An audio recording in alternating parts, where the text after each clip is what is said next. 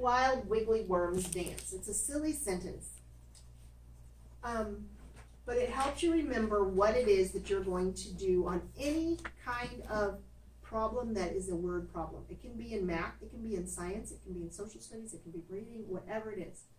R for red stands for read. So you want to read it all the way through the answers. Why do we read all the way through the answers? Because the answers may give you a hint on what to do. An example, if you read the question and all the answers are in decimals, you're going to be working in decimals. If you read the question and all the answers are in fractions, you're going to most likely work in fractions. If you read the question and all it does is write the story out, it just tells the equation. You're not doing the math, you're just telling them the story. Be very wary. I get caught on this. I get a little full of myself and know how to do a problem, and I don't read all the way through the answers, and I spend 5 minutes doing a problem that all I had to do was tell them the story. So always read your answers all the way through. The first time you do not look for the answer, you're just seeing what the answers are. Then you have 3 W's. These are all whats. Red, wild, wiggly worms dance. What question did they ask you? What do they want you to do? Do you know what the question is? What information are you given? And what do you do with that information? So what question, what info, what do you do?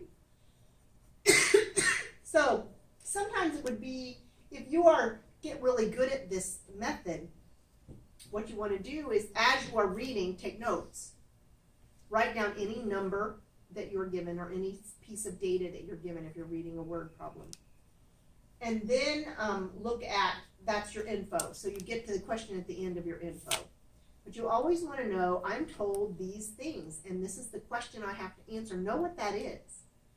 Because what makes these tests get harder is there'll be a 3 or 4 step question. The answers to step 1, 2, and 3 are going to be there as choices, as well as the correct answer, step 4. So they know that people will go, okay, and they do the first step, and they look down, and there's that answer, and they're like, yeah, I got this. Nope, that was step 1. There are 4 steps. So make sure that you do this very last thing, is, does my answer answer it? Does it make sense?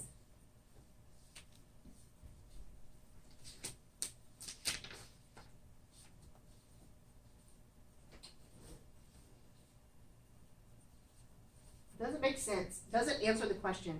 So you should plug your answer back in and see if it makes sense. Does a house really cost $4,000? No. Probably need to do another step there. Doesn't mean that what you did is wrong. It means you may need another step. You may have figured out the percentage. You didn't add it on. So for every test you take, you should read your question all the way through all the answers. And you should always ask yourself, does my answer make sense? If science, social studies, reading, writing, I don't care what you're doing, did you answer the question they asked? Because your brain is kind of nervous when you're taking a test, and it will grab the first step's answer thinking it got it right, and it's not the answer to the question. So make sure it's logical. Most of the time, you can rule out 2 of the answers out of 4. You can say these 2 are illogical. These 2 are sort of close. Sometimes you can work problems backwards and plug your answers in and see which one makes it true. So that's my little acronym for how do you study. So we can turn that.